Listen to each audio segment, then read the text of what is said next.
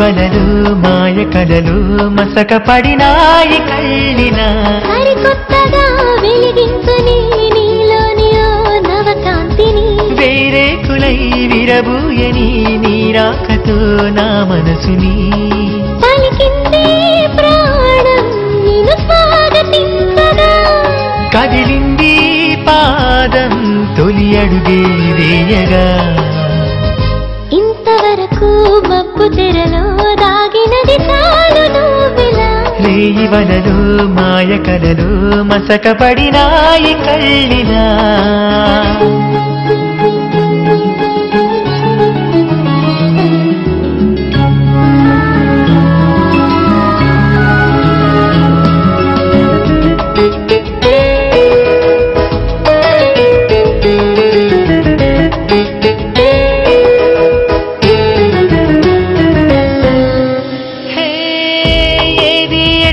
కనిపించదే ఎన్నాళ్ళకి ఏ మారుపు ఏనాటికి చూపించదా తూరుపు రానున్న రేపు కూడా ఈనాటి లాంటిదైతే రాయల్లి మిగిలిపోడా మానవుడు కూడా రానున్న రేపు కూడా ఈనాటి లాంటిదైతే రాయల్లి మిగిలిపోడా మానవుడు కూడా భవిత దిశ మార్చే భాస్కరుడవైతే గ్రహరాశిని కనుసైగతో శాసించవా ఇంతవరకు మబ్బు తెరలో దాగినది చాలు నువ్విలా రేయి వలలు మాయ కలలు మసకబడినాయి కళ్ళినా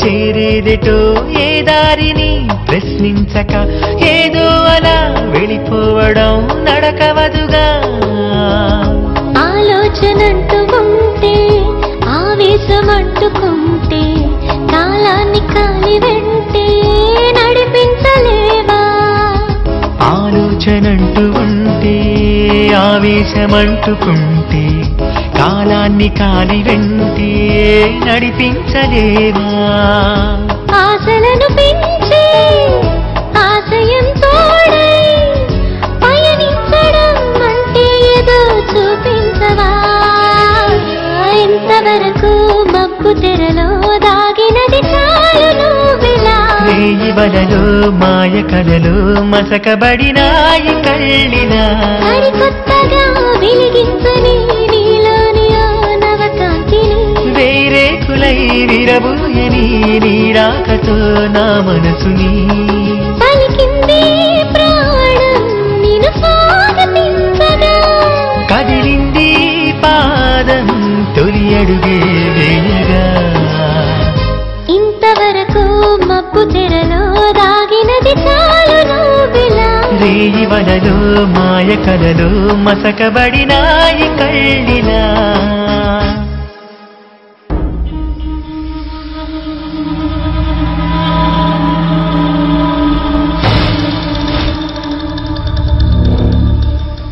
ఏమండి ఎందుకింత అర్జెంటుగా ఈ మీటింగ్ కాల్ఫర్ చేశారు? కుప్పలుగా చెరువు నిండిన కప్పలు 10,000 చేరు సుమతి. అంటే వర్షాలు బాగా పడి చెరువులు నిండితే కప్పలు చేరుతాయి. కరెక్టే సార్. ఎలక్షన్లు దగ్గర పడుతుంటే అధిష్టానానికి గుర్తొచ్చేదేంది? ప్రజలు. అవును. వాళ్ళని ఎలా మోసం చేసి మళ్ళీ అధికారంలోకి రావాలన్నదే ఈ మీటింగ్. పదండి. మినిస్టర్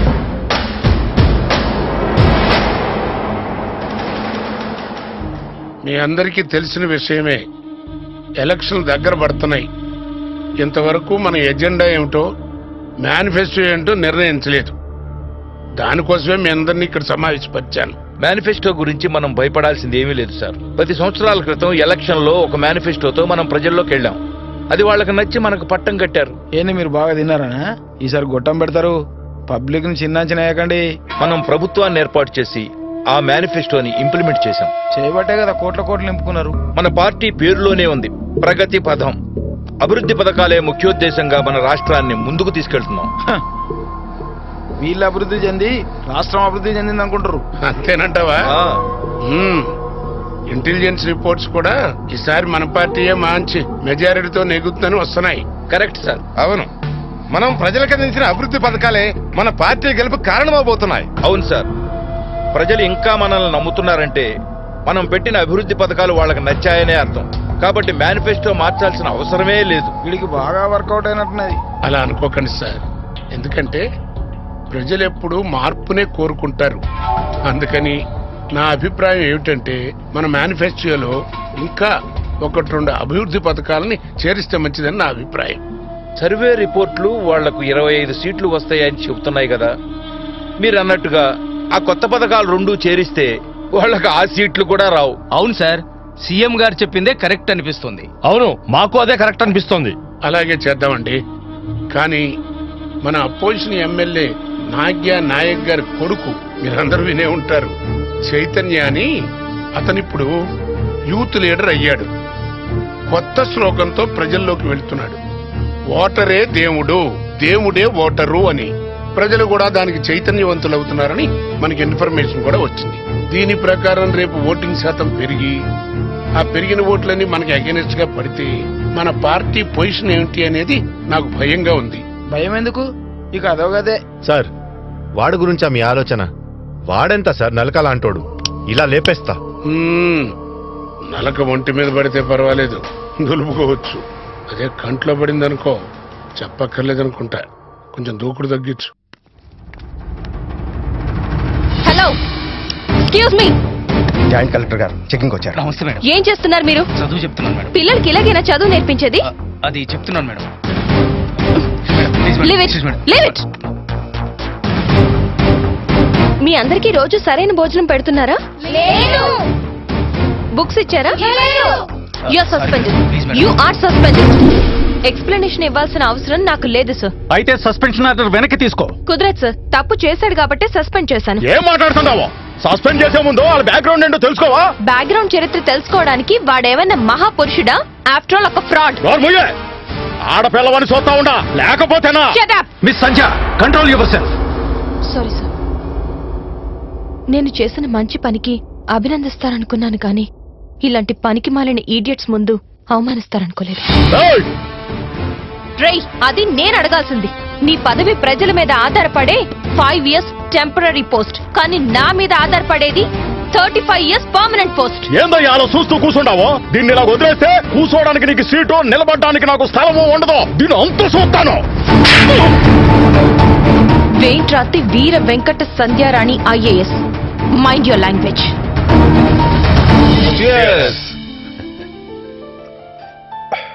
ఈరోజు నాకు చాలా హ్యాపీగా ఉందిరా. అలాంటి ఈ రోజుని మీతో పంచుకోవడం ఇంకా ఆనందంగా ఉంది. ఎందుకనరా?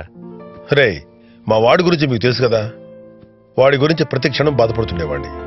అలాంటిది పార్టీలో అందరూ మీ అబ్బాయి రావడంతో పార్టీని మళ్ళీ ఆక్సిజన్తో నింపినట్టయిందంటుంటే చాలా ఆనందంగా ఉందిరా. I'm very very happy. నేను కూడా చాలా హ్యాపీరా. దేనికిరా? చందుగాడి విషయం. బిజినెస్ వ్యవహారాలను వాడే చూసుకుంటున్నాడు. నేను సాల్వ్ చేయలేని ప్రాబ్లమ్స్ కూడా వాడు చాకచక్యంగా సాల్వ్ చేస్తున్నాడు రా. సూపర్. ఇంకేంటి? అంతెందుకు, మొన్న 300 crores టెండర్ రా. ఎంత బాగా డీల్ చేశాడు అనుకుంటున్నావు? మరి వీడి కూతురు సంజయ్ మాత్రం తక్కువేంటి? జాయింట్ కలెక్టర్ గా ఛార్జ్ తీసుకున్న మొదటి రోజే 3 ఆఫీసర్ని సస్పెండ్ చేసి పారేసింది. సంధ్య గురించి ఆలోచిస్తేనే టెన్షన్ గా ఉందిరా. అరే, వీడు మరీ టూ మచ్ రా.